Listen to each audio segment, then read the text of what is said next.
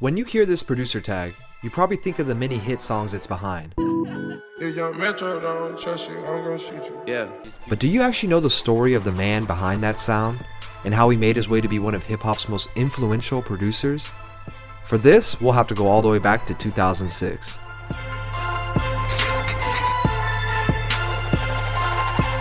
In 2006, Lil Wayne is 13 years old, and his mom just bought him a laptop and a copy of Fruity Loops. Initially, Metro wanted to rap, and only started making beats so that he would have instrumentals to rap over because he couldn't afford to buy beats at the time. He would get a lot of his inspiration for beats from the 3 6 Mafia sound that came up the generation before him. Metro would send beats to artists he connected with via Twitter. He would often fall asleep at the computer at night after a session of making beats and working for free just to get his beats out there. After years of doing this, he got a song with Alley Boy featuring Yo Gotti and Young Jeezy.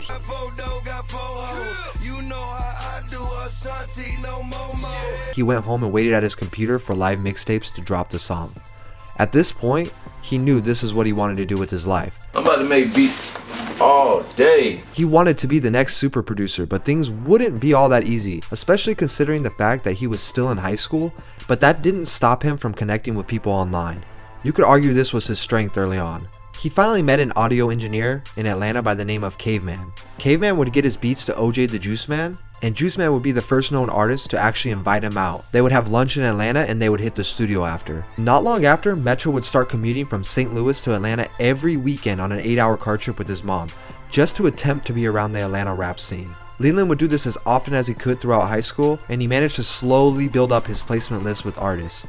OJ the Juice Man would tell Metro, "Your beats are booming." He eventually changed his Twitter @ and birthed the name we all know today, Metro Boomin. Got tired of people calling me Metro Beats. I hated that shit. This beat is so rich. In 2012, Metro Boomin had a lot of good things going for him. His music was catching the attention of a lot of big names such as Gucci Mane, Future, Ludacris, all who would soon rap on his beats. Although things seemed to be going better for Metro, he still felt the need to continue education after high school, and that's exactly what he would do. Metro would find himself struggling in school and in music. He felt like he was splitting, and neither one was getting his full attention. He would find himself making beats whenever he could in between classes and after school in his dorm. He even recalls a studio session with Gucci Mane where a dozen other producers and himself were in there, waiting their turn to hopefully play a beat. Sometimes he wouldn't even get the chance. He would express this frustration to his friend Sony Digital, who was a producer already making a name for himself in the city. Sony nudged Metro to consider focusing on music full time. Sony even let Metro live with them for a while. Me and Metro, and then we had done a gang of songs like that same night. After one semester of college, Metro decided to drop out. This beat is so rich. In 2013, Metro Boomin's career would take a turn for the best. Just before dropping out of college, his song Karate Chop with Future would peak at number 82 on the Billboard Hot 100, and things would start to take off. He started to gain a larger following on Twitter, and blogs and interviews would follow. In October of that year, he would drop his debut mixtape, 19 and Boomin', 19 and Boomin' on the way. which featured a wide variety of big names including Young Thug, Future, Gucci Mane, Currency, Q, Bankroll Fresh, Trinidad James, and Jose Guapo. This tape would solidify his position in the Atlanta rap scene, which at the time was arguably the rap capital of the world, producing superstars like a factory. This was by no mistake either. Atlanta artists knew how to stick together and build up unlike any other community. Around this time, he didn't work with just every major artist in Atlanta, but he also worked with every major producer. Collaborations with Southside of 808 Mafia, Sony Digital, Zaytoven, TM88, and Honorable Cino Heard my nigga Cino cooking up in our room.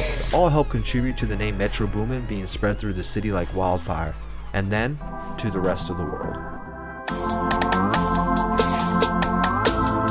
It's 2014, and at this point, Metro Boomin is starting to become a household name to anyone who pays attention in hip-hop culture. Metro Boomin and his brand are in full production mode, even recruiting his well-known manager, Rico Brooks, to help with the business side of things, and things are starting to heat up.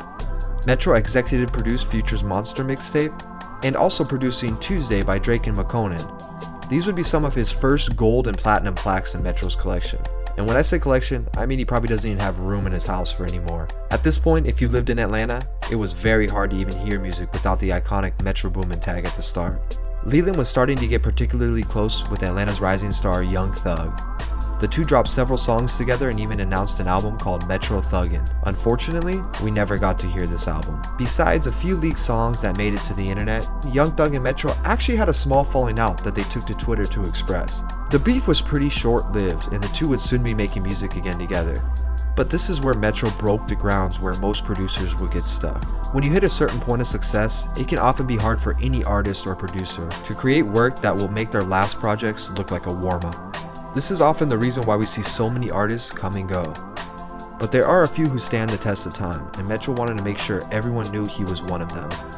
Hit after hit after hit, Metro served as executive producer for Drake and Future's collaborative mixtape, What a Time to Be Alive, releasing in September of 2015. He would produce 7 of the 11 tracks on the mixtape. To paint the picture, in just 3 years, Metro went from being business management student to one of the most in-demand and trusted producers in hip-hop world. In 2016, Leland would start to become exceptionally close with another artist from Atlanta, 21 Savage. It wouldn't take long for that duo to put out their hit EP, Savage Mode, with songs like X, which would help put 21 Savage in the conversation of poppin' artists. In 2017, things aren't much different from previous years. He would help introduce the world to Nav with their Perfect Timing mixtape, as well as produce some artists' biggest songs of the year, like Bounce Back by Big Sean and Tunnel Vision, Kodak Black. Needless to say, he stayed at the top of the food chain. His career was at its peak, but it's really what happens after this that's interesting. Metro recently deleted all of his posts on Instagram and updated his bio to read retired record producer/DJ. Metro Boomin announces on Instagram that he is retired from rap. Metro Boomin, Young Metro, the young god, has retired from being a producer and just the rap game in general. In 2018, Metro Boomin would retire from producing at age 25. He would delete all his posts on social media and change his bio to retired producer DJ. A lot of fans were upset when they heard this. He had become a household favorite for so many people. Even some artists like Gucci Mane offered upwards of $1 million for Metro to come to his house and cook up beats with him. Although a lot of people do believe this was just a stunt to boost his album sales for his surprise album, Not All Heroes Wear Capes, which he would end up dropping 6 months after announcing his retirement.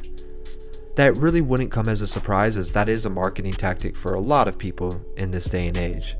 But the thing is, I think that Metro Boomin did retire there. We still hear his production to this day behind some of the biggest songs in hip hop and rap. But I think the days of us hearing 20 Billboard Top 100 songs produced by him every year is over.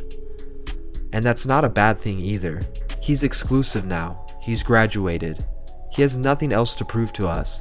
And he can pick and choose when and who he wants to work with. Metro Boomin is a true pioneer in the producer community, and he will forever be remembered as one of the people who paved the way for the most popular sounds in hip-hop. This is what he would want you to hear.